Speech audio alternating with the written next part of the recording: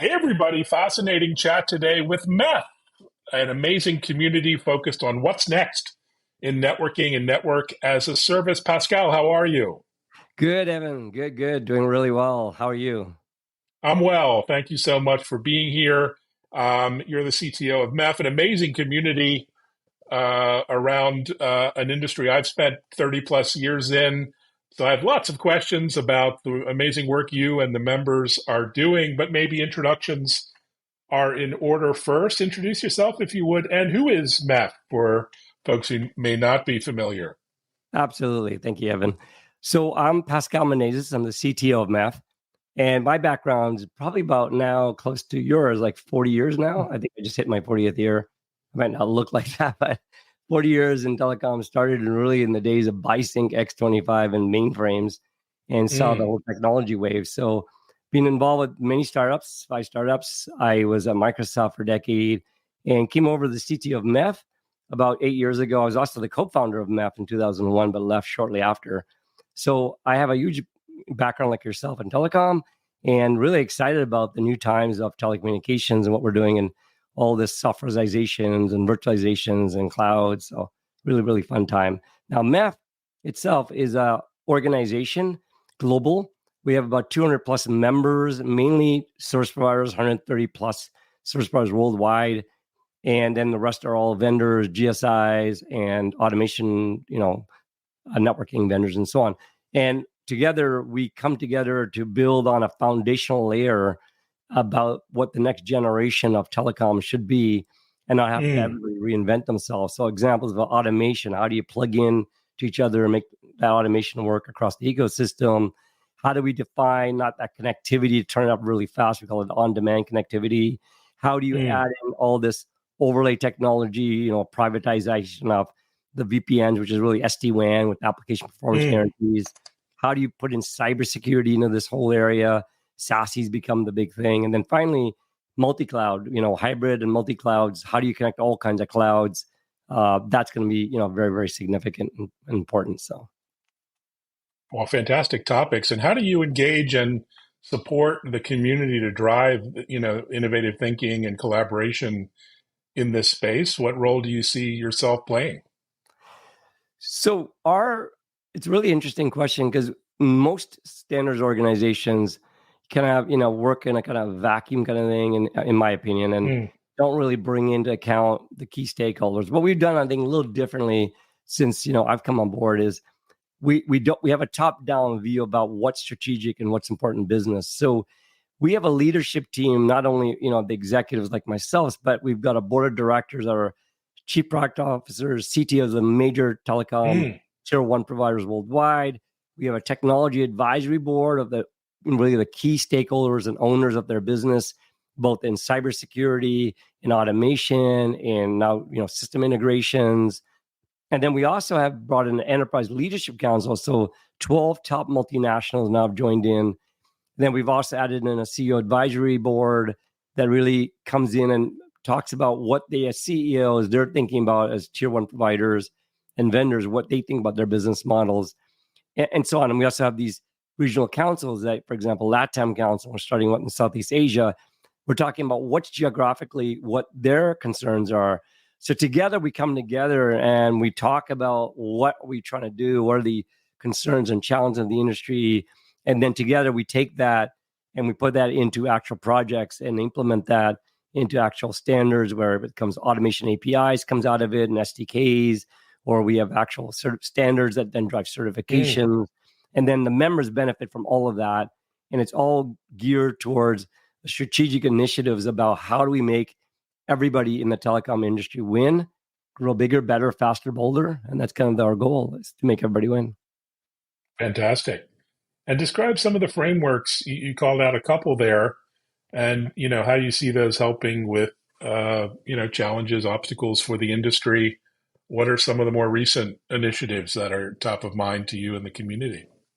Yeah, so it's actually a very good question. We're seeing this world of machines come in, and I know many people don't like it, but machines are becoming very, very important in the world of technology, and especially in services and telecom, to be exact. And what we're seeing is that machine-to-machine communication has now become extremely important to be able to turn up any service at a cloud-like speed. If you're used to telecommunication in the old world, it used to take 3 months, 6 months to turn up anything, and that's kind of old world thinking. The new world, what cloud has taught us is that I can go into a portal, click on something, and instantly it turns up, and that's the experience everybody, all the enterprise, IT pros and the business owners want, is that experience. So what we've done at MEF is we provide this huge automation framework in place, which has open APIs. And these APIs have two really major significant areas. One is, well, three to become with automation. One is in APIs, we have business APIs. So APIs where the enterprise can go in to a provider and ask for a quote for a certain address, get a price quote for service. If they like it, they can order the service. Then upon that ordering of the service, it might have to be that service is located in many parts of the world that they don't really own. For example, if you take a service provider in North America, and let's say you have a big enterprise saying, I want to connect to all my sites and the clouds all over the world at these geographies, that one service provider does not have the connectivity to do that underlay connectivity all over the world. So they have to work with all their ecosystem partners to do that and to coordinate all these sites to turn up and create this virtual private layer 2 network, for example. So that would normally take 6 months, and getting price quotes and salespeople involved, all that is going away to basically either APIs or a portal that enterprise customer comes into and says, I want these sites, I want these services, I want these speeds, I want this availability, and blah, blah, blah. And then out pops out the quote, and they like it. They just click order, and out goes the order to all of these partners to then turn up their loops and test it, and then make sure it's working right, and then monitoring it to make sure it's performing right, handling faults. So these are all the operational aspects of APIs. And then finally, if there's a fault, there's a trouble ticket between all the providers have to go, and that's automation also. And then finally, they have to bill and settle across the ecosystem. So that is, if you can imagine, a massive amount of automation, and the APIs have to be highly interoperable across all of these enterprises, and also especially these ecosystem partners, which are providers. So if you think about that, what we've really done is glued in this massive automation plane across the global ecosystem that everybody can plug into for turning up their loops today. But you're seeing tomorrow, they want to be able to access data centers to put their compute in there, for example, providers for putting edge compute in across the world that they don't normally have. Or they might want to connect to a certain cloud, a certain type of, SaaS cloud. And they want to do that also. And that SaaS cloud might have regions that they don't really have connectivity to. So all of this connectivity or application assurance or the cybersecurity is also big, adding cybersecurity into it. All of this automation has to happen at cloud-like speeds across the planet. And all this ecosystem has to plug in, play together. And that means tremendous interoperability. And that's really what we've been doing at MEF since I've been here for 8 years, coming from a software background. And we have a massive adoption of 160 plus providers somewhere on that journey of that automation to plug in. So we're really, really excited about what we've done there. And then every provider, I'm talking about that inter-provider, that ecosystem connecting, but every provider also has to have their own automation inside their own network. So that's another massive undertaking every provider have to think about. How do I automate inside my network? So we've collaborated with TM Forum of how to do that. And that was just announced, in June. And so we've got this whole ecosystem fully automated end to end and within each other's providers' network. So that's really powerful. And that's kind of what we've been doing. Oh, fantastic work. And network as a service is a fascinating new way of delivering connectivity and networking, radically different approach. You recently introduced a NAS industry blueprint. What were some of the insights from that? It's a very good question, Evan.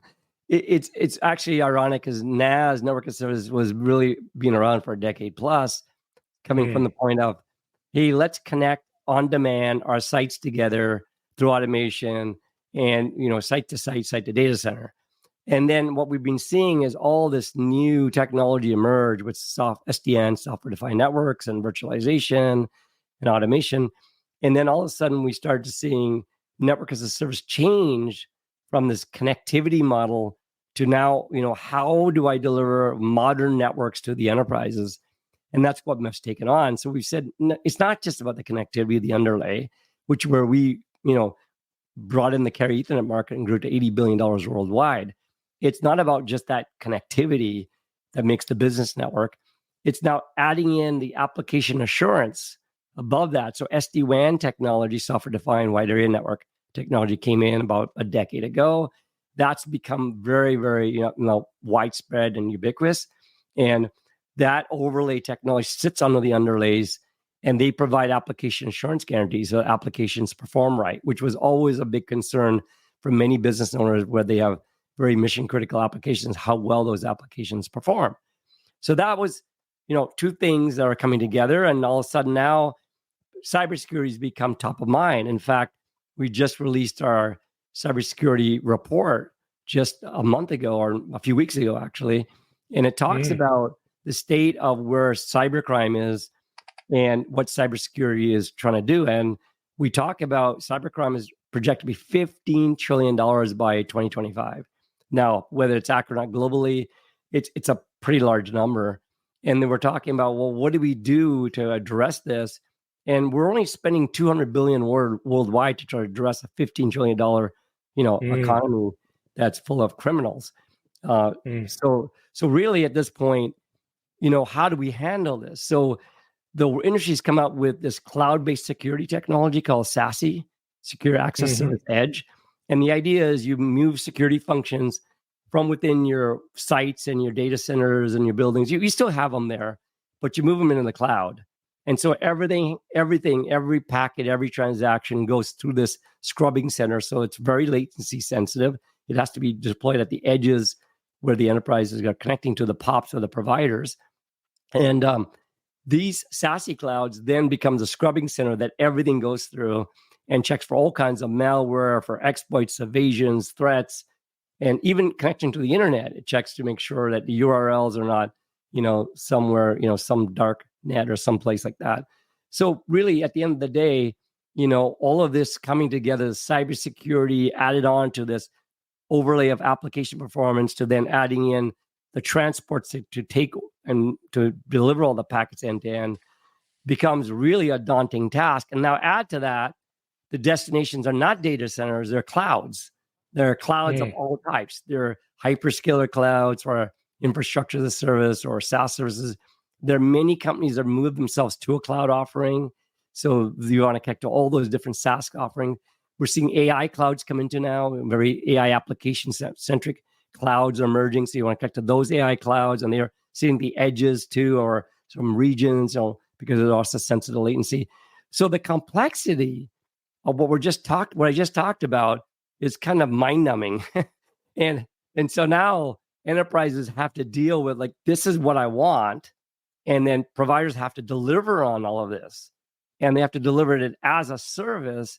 And as a service means the commercial models are very different than contractual models. So I'd love to go into that if you want to hear more, but it is so challenging. So at MEF, we've packaged all of this in a blueprint that allows providers, vendors, cloud providers, service providers to all use the blueprint like open source as a baseline to go implement all the APIs, the automations, the certifications, which I haven't talked about even, and then go ahead and then build their own differentiation on top. And that's really what we see as NAS, is what we're delivered as a blueprint and how this all comes together. Fantastic approach. You mentioned certification. How does that work? What are some of the benefits for both the service provider and the enterprise customers who might be leveraging it? Yeah, Evan, the funny thing about certification, we see it in everywhere. I just bought some monitors, and there's, I think, a standard for mounting onto my displays and my mounts for my multi-head displays. And I'm like, there's a certification standard for that. There's a certification standard for power. I get a power plug, to plug into my computer. This certifications are the norm everywhere. And for some reason, we don't look at cybersecurity, certification as being very important, especially in cybersecurity. So we've done certification for our carrier Ethernet. It's widely deployed, adopted. Everybody takes their standards, they get certified to make sure the service works right. We've deployed it. We're now finally doing that for SD-WAN certification. We did the version 1, now we're version 2 of that SD-WAN certification.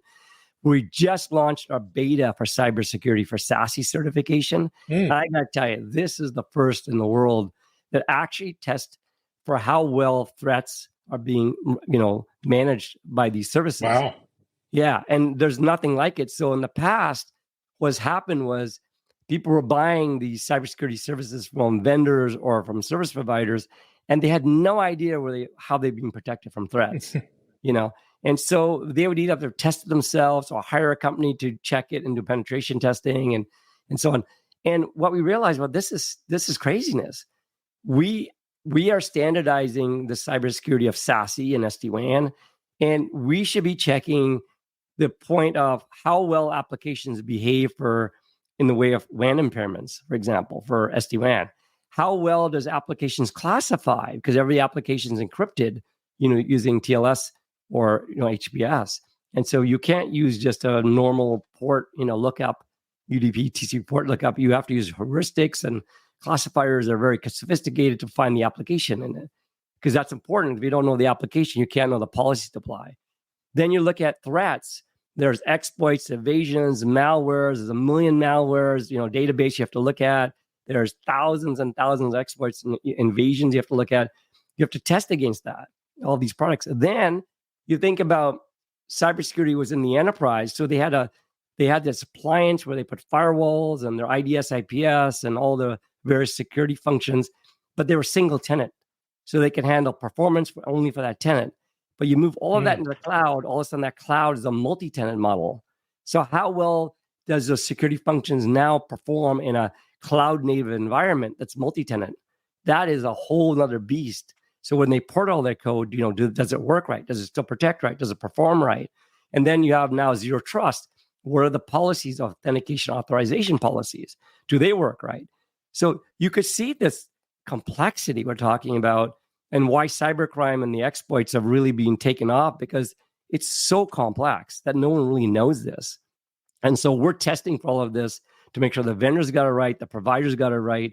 And we deliver this certification not on a pass-fail, but basically on what we did, with bonds and Moody bonds rating. A AAA, you are highly, highly secure from exploits, evasions, malware, blah, blah, blah, all down all our testing criteria.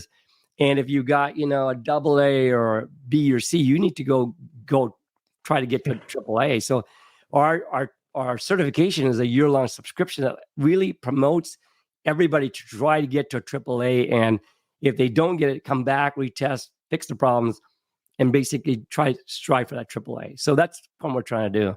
And that is really the first of its kind. And it's highlighted in that security report we released as how we're trying to try to solve this cybercrime of $15 trillion.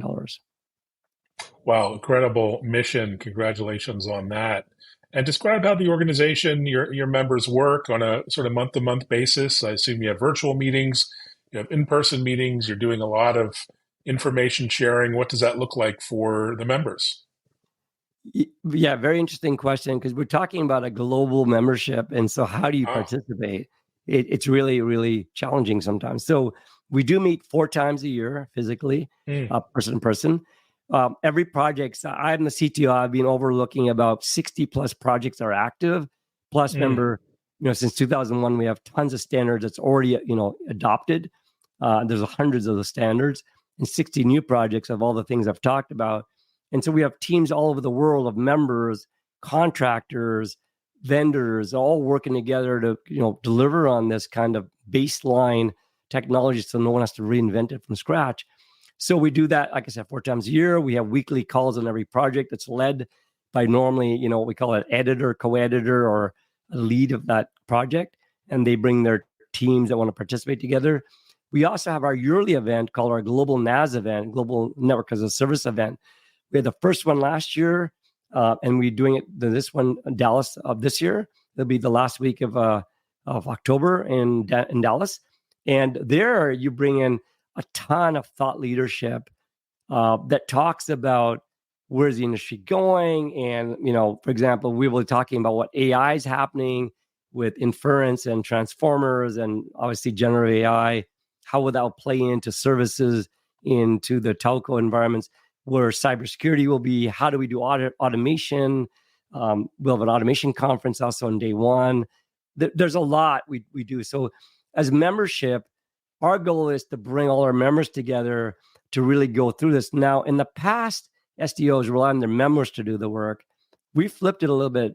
We are now we hire contractors to do all of that grunt, detailed minutia work, which our members don't have time for because they have their regular job.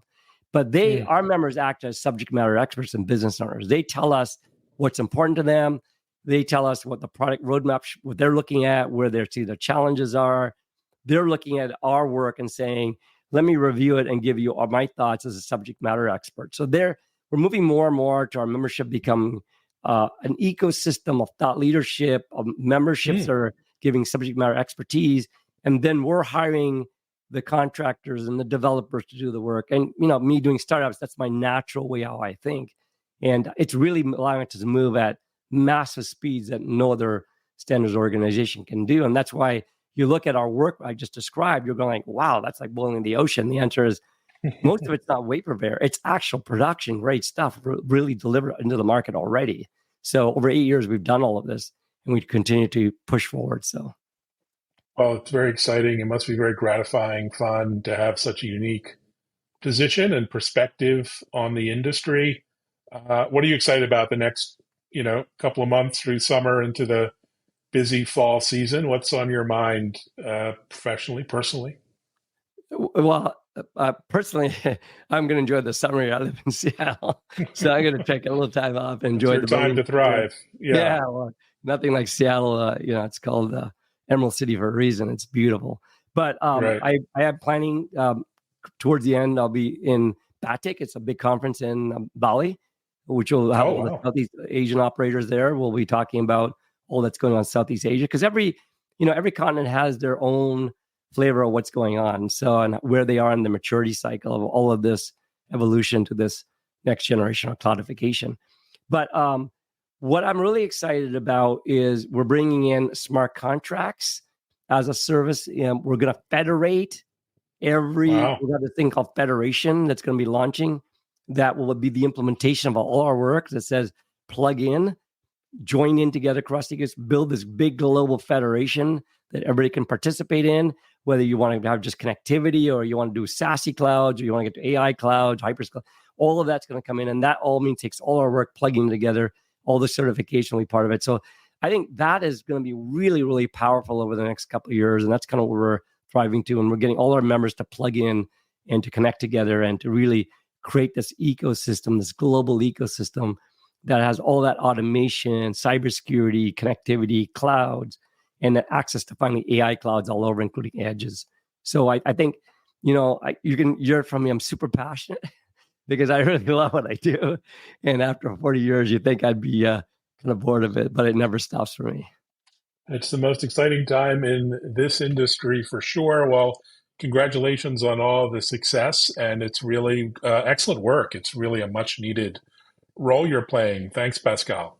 Well, thank you, Evan. You being a big expert in this industry for so long, I know you can appreciate the things we're trying to do. And we do have massive goals and these are massive aspirations. But again, 8 years ago, I was daunting. 8 years later, I'm the CTO and I'm thinking, wow, look at what we've done. You look backwards, you go, oh my God, I cannot believe all the things we've done. It's just incredible. And again, not thanks to everybody, our membership, our leadership, our contractors, our staff, everybody's participated in this.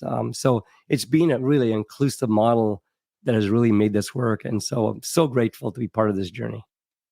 Absolutely. Well, onwards and upwards and have a great summer. Thanks everyone for watching. Reach out to MEF, MEF.net. Great website. Lots of amazing resources there as well.